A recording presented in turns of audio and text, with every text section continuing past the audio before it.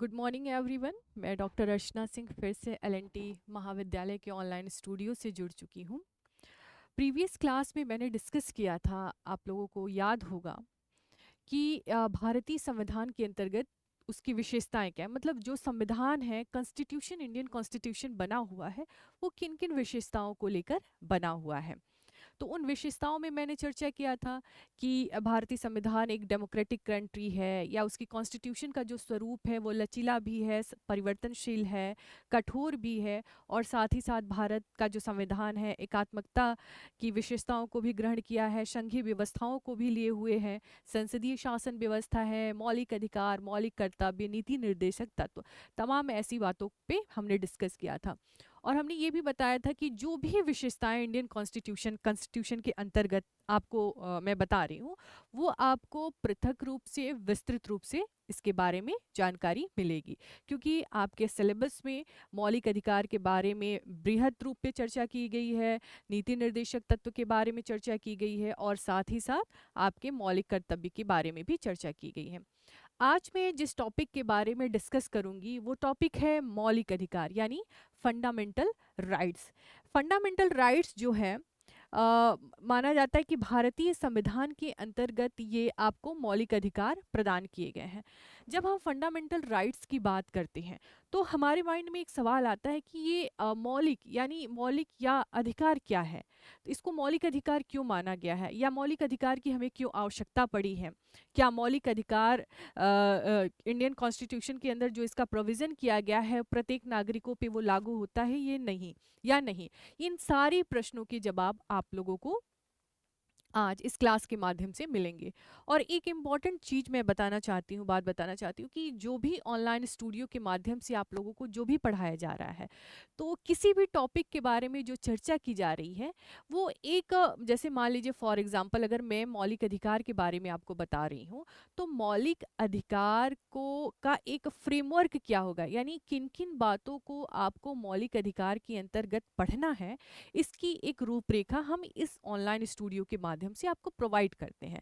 लेकिन इसका मतलब ये नहीं कि ऑनलाइन क्लासेस आप सिर्फ घर बैठे लीजिए, आप ऑफलाइन क्लासेस भी अटेंड कीजिए, क्योंकि ऑफलाइन क्लासेस के अंतर्गत आपको क्या इंडियन कॉन्स्टिट्यूशंस के बारे में जो भी चीज़ें आपको सिलेबस में आपके दिए गए हैं उससे रिलेटेड कौन कौन से पुस्तक आपको पढ़ने होंगे, या विस्तृत रूप से आपको जानकारी जो प्राप्त होगी वो ऑफलाइन के माध्यम से होगी या पुस्तकों के भी माध्यम से होगी। इसलिए मेरा पूरी तरीके से ये जोर है कि जिस भी टॉपिक के बारे में हम डिस्कस करते हैं उस टॉपिक से रिलेटेड जो भी पुस्तक अवेलेबल है वो आप पढ़ने की पूरी कोशिश कीजिए, क्योंकि मौलिक अधिकार अपने आप में बहुत ही बृहद टॉपिक है।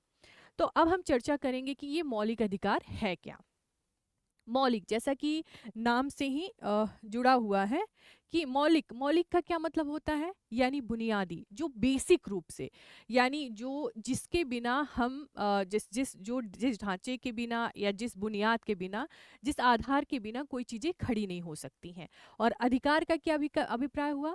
अधिकार को हम सामान्य रूप से समझने का प्रयास करें तो हम देखते हैं कि अधिकार किसी भी व्यक्ति को या तो कानून के द्वारा या समाज के द्वारा या नैतिक रूप से या किसी व्यवस्था के द्वारा वो प्रोवाइड की गई शक्तियां हैं जिसके बल पे हम किसी चीज को करने के लिए हम किसी भी चीज को करने के लिए हम एक अधिकार प्राप्त कर लेते हैं, या किसी भी चीजों पे अपना दावा करने का अधिकार प्राप्त कर लेते हैं, उसे हम अधिकार करते हैं। अधिकार का क्या मतलब होता है कि अपने व्यक्तित्व के विकास के लिए अगर हम किसी चीज को करना चाहते हैं अपने व्यक्तित्व के विकास के लिए, या किसी भी स्थान, प्लेस या किसी चीज पे अपने दावे की प्रस्तुति करते हैं, तो ये दावा हमें कौन प्रोवाइड करता है, या तो कानून प्रोवाइड करता है, या हम मॉरल रूप से इसको प्राप्त कर सकते हैं, या सोसाइटी के माध्यम से या किसी व्यवस्था के माध्यम से। एक और भी मैं इम्पॉर्टेंट बात आप लोग को बताना चाहूँगी कि जब भी हम मौलिक अधिकार की बात करते हैं, तो अभी आप बाद की क्लासों में पढ़ेंगे, पीजी जब आप करेंगे या पीएचडी करेंगे, कि आप या फिर अक्सर आप सुनते होंगे कि ये मौलिक अधिकार या मानवाधिकार क्या है। तो हमारे मन में कई बच्चों ने, जैसे जब मैं पीजी की क्लासेस लेती थी तो बहुत सारे बच्चों का कन्फ्यूज़न होता था कि मैम ये मौलिक अधिकार या फिर जो मानवाधिकार है क्या एक है या ये दोनों चीज़ें अलग-अलग हैं। तो यहाँ पे मैं इम्पॉर्टेंट बात ये बताने वाली हूँ कि मौलिक अधिकार हमने कैसे कहा कि जो कि कानून हमें प्रोवाइड करता है, सोसाइटी हमें प्रोवाइड करता है या फिर कोई व्यवस्था हमें प्रोवाइड करता है। और मानवाधिकार क्या होता है? मानवाधिकार का मतलब हुआ कि जो मनुष्य जो है जब जन्म लेता है तो नेचुरल रूप से यानी प्राकृतिक रूप से उसको अधिकार प्राप्त होता है उसके अस्तित्व की रक्षा के लिए या गरिमापूर्ण जीवन व्यतीत करने के लिए।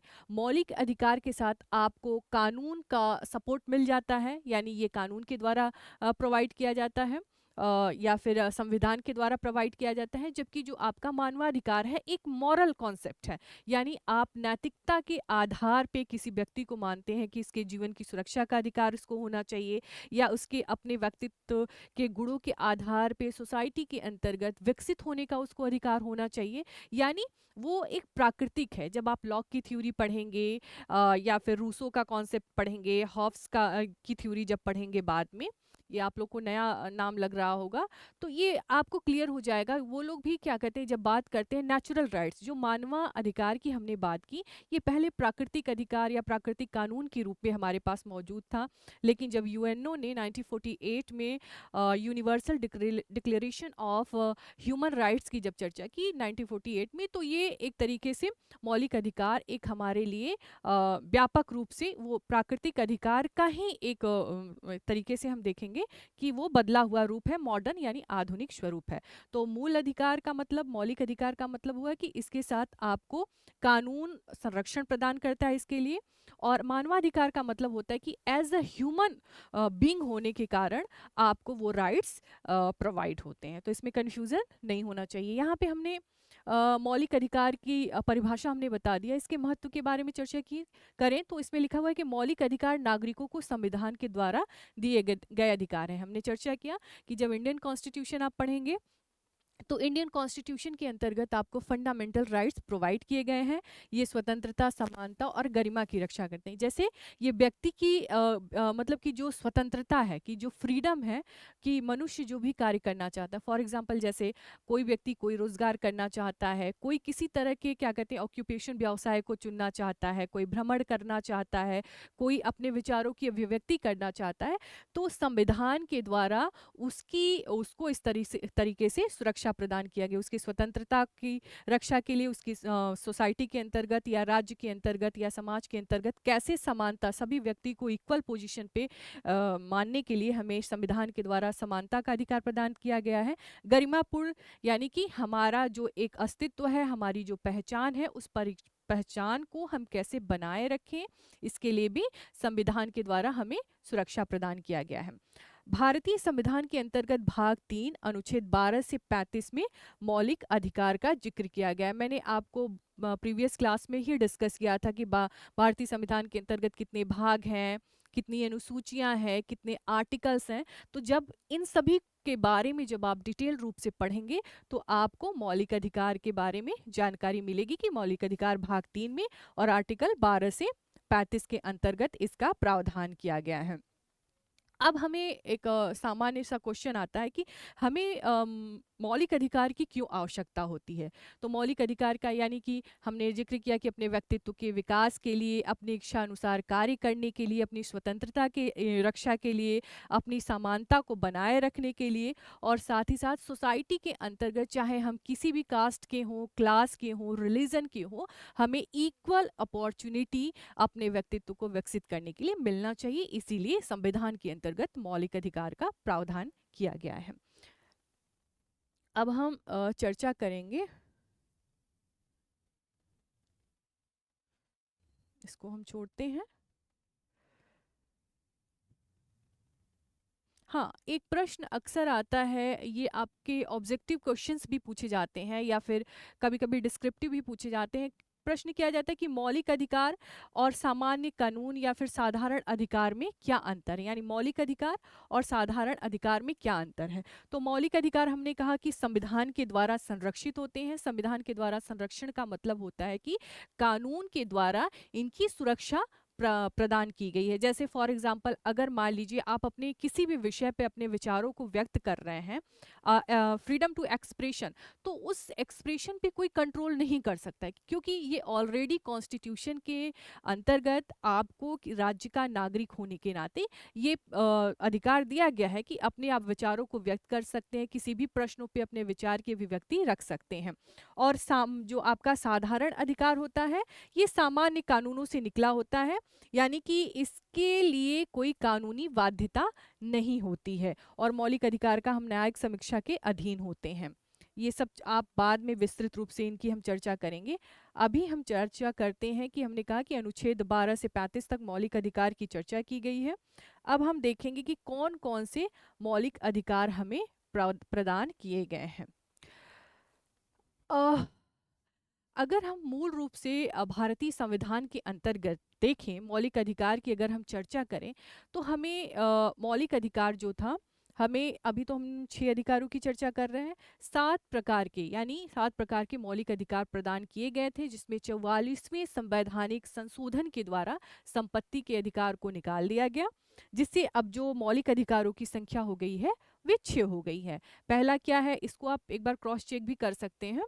अगर कोई मुझसे मिस्टेक भी होगा तो उसके बारे में हमें आप कमेंट के माध्यम से हमसे डिस्कस भी कर सकते हैं, या क्लास में जब भी ऑफलाइन क्लासेस में आप उपस्थित होंगे तो इसके बारे में आप चर्चा कर सकते हैं। तो मौलिक अधिकार का जो वर्गीकरण किया गया है, जो अभी जो हमें भारतीय संविधान के द्वारा जो मौलिक अधिकार प्रदान किए गए हैं, वो 6 प्रकार के अधिकार प्रदान किए गए हैं। जैसे समानता का अधिकार, ये प्रश्न भी पूछता है कि समानता का अधिकार भारतीय संविधान के अंतर्गत किस आर्टिकल में मौजूद है। तो आप आर्टिकल यानी अनुच्छेद 14 से लेकर 18 तक आपका समानता का अधिकार है। स्वतंत्रता का अधिकार है, अनुच्छेद 19 से लेकर 22 तक आपका है स्वतंत्रता का अधिकार है। शोषण के विरुद्ध अधिकार अनुच्छेद 23 से 24 है। धार्मिक स्वतंत्रता का अधिकार अनुच्छेद 25 से लेकर 28 तक है। सांस्कृतिक एवं शैक्षिक अधिकार जो है अनुच्छेद आपका 29 से लेकर 30 तक है। ये सभी चीज़ों को नोट कर लीजिएगा। और संवैधानिक उपचारों का अधिकार, जो कि बहुत ही इम्पॉर्टेंट है, इसको मैं पृथक रूप से भी ऑनलाइन स्टूडियो के माध्यम से भी और ऑफलाइन में भी मैं पढ़ाई इसके बारे में आपसे चर्चा करूंगी। ये जो अधिकार है ये बहुत इम्पॉर्टेंट है। ये अधिकार आर्टिकल 32 के अंतर्गत आपका इसको उल्लेखित किया गया है। अब आता है कि समानता क्या है। समानता का मैंने पहले ही जिक्र किया कि समानता का मतलब होता है कि हम किसी भी कास्ट, क्लास, रिलीजन, यानी बिना किसी भेदभाव के संविधान ने हमें अपने व्यक्तित्व को विकसित करने के लिए, किसी चीज पे दावे करने के लिए, कोई कार्य करने के लिए हमें समानता प्रदान करता है। स्वतंत्रता का मतलब है कि हम फ्रीडम, मतलब कोई भी कार्य को स्वतंत्र रूप से हम कर सकते हैं।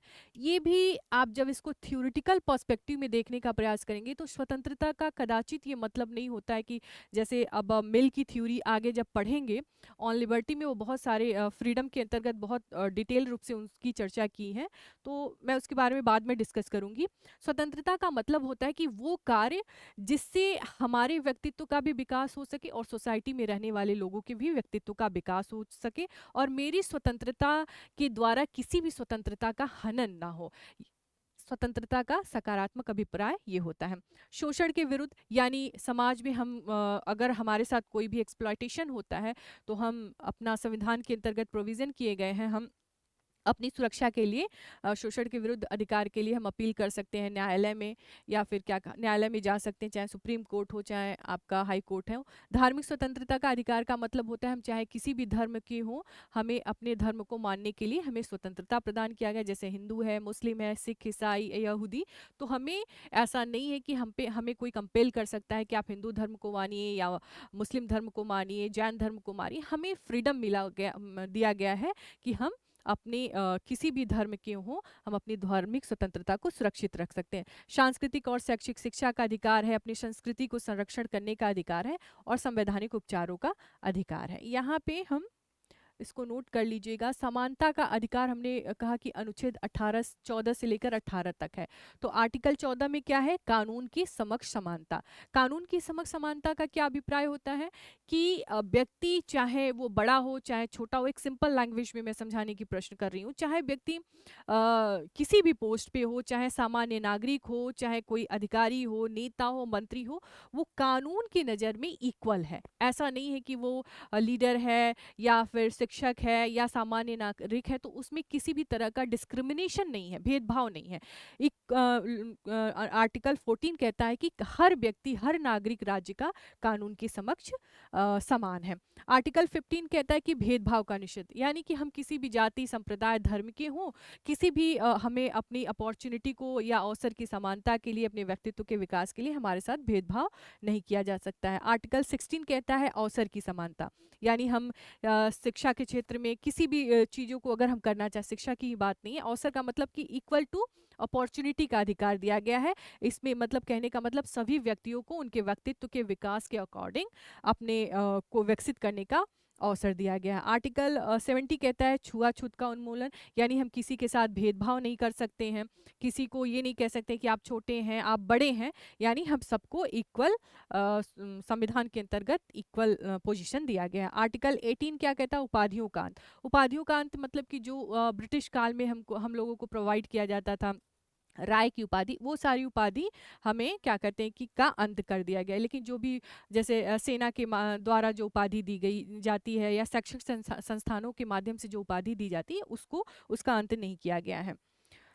अब इसके बाद आता है आपका स्वतंत्रता का अधिकार। स्वतंत्रता का अधिकार है आर्टिकल 19 से 22, जिसमें आपका है भाषण, संगठन, निवास आदि की स्वतंत्रता। आर्टिकल 19 क्या कहता है? भाषण, यानी अपने विचारों को व्यक्त करने का, संगठन बनाने का और कहीं भी निवास करने की स्वतंत्रता प्रदान की गई है। भाषण का मतलब कि कहने का मतलब हम अपने विचारों को व्यक्त कर सकते हैं। ऑर्गेनाइजेशन का क्या मतलब? संगठन का मतलब होता है कि किसी भी तरह का हम संगठन बना सकते हैं। और साथ ही साथ कहीं भी हम भारत के किसी भी कोने में निवास करने की हमें स्वतंत्रता प्रदान की गई है। फिर आर्टिकल 20 है अपराधियों से संबंधित सुरक्षा है। आर्टिकल 21 जो है जीवन और स्वतंत्रता का अधिकार है। अनुच्छेद 22 है गिरफ्तारी से सुरक्षा। ये सारी चीज़ों को आप नोट कर लीजिएगा। इसके अलावा आपका है शोषण के विरुद्ध अधिकार, ये आर्टिकल 23 से लेकर 24 तक इसका प्रावधान किया गया है। आर्टिकल 23 में कहा गया है कि मानव तस्करी और जबरन श्रम का निषेध, यानी मानो कि ह्यूमन ट्रैफिकिंग पे रोक लगाया गया। अगर इस तरह की कहीं भी घटनाएं होती हैं तो हम इसकी अपील कर सकते हैं। और साथ ही साथ जबरन श्रम, यानी जैसे कहा छोटे बालकों को हम किसी भी श्रम में नहीं लगा सकते हैं। और इसके अलावा अनुच्छेद 24 है श्रम, बाल श्रम पर प्रतिबंध लगाया गया है। और इसके अलावा है आपका धार्मिक स्वतंत्रता का अधिकार, जिसका मैंने जिक्र किया कि किसी भी धर्म के हों, हमें अपने अपने धर्म की आज़ादी है। ये आर्टिकल 25 से लेकर 28 तक है। 25 में धर्म को मानने, उसका प्रचार करने की स्वतंत्रता है। अनुच्छेद 26 में धार्मिक संस्थानों का प्रबंधन करने की स्वतंत्रता है। आर्टिकल 27 में धार्मिक करों का निषेध किया गया है। और साथ ही साथ धार्मिक शिक्षा पर प्रतिबंध आर्टिकल 28 लगाया गया है। इसके बाद है आपका सांस्कृतिक एवं शैक्षिक अधिकार, जो आर्टिकल 29 से लेकर आपका 30 के अंतर्गत प्रावधान किया गया है, जिसमें आर्टिकल 29 क्या कहता है कि भाषा, संस्कृति और लिपि की रक्षा का अधिकार। और साथ ही साथ 30 करता है आर्टिकल 30 अल्पसंख्यकों को शैक्षणिक संस्थान चलाने का अधिकार प्रदान किया गया। ये सारी चीज़ों को आप नोट कर लीजिएगा 1 बाई 1। अब है सबसे इम्पॉर्टेंट, जिसके बारे में मैं नेक्स्ट क्लास में चर्चा करूंगी, संवैधानिक उपचारों का अधिकार। इससे बहुत सारे ऑब्जेक्टिव क्वेश्चंस भी पूछते हैं। ये आर्टिकल 32 में दिया गया है, जिसमें सुप्रीम कोर्ट और हाई कोर्ट रिट जारी कर सकता है। हैबियस कॉर्पस है, अमेंडमेंट्स है, प्रोहिबिशन है, सार्टियोरी है और क्यू वारंटो है। ये इसका मैं कल चर्चा करूंगी, नेक्स्ट क्लास में इसका चर्चा करूंगी। अगर इससे रिलेटेड आपको कोई भी कन्फ्यूज़न हो या जो चीज़ें नहीं समझ में आ गई हूँ और या आप चाहते हैं कि हम इसकी विस्तृत रूप से चर्चा करें सारे विषयों को, तो आप मुझे कमेंट कर सकते हैं। आज के लिए बस इतना ही। नमस्कार।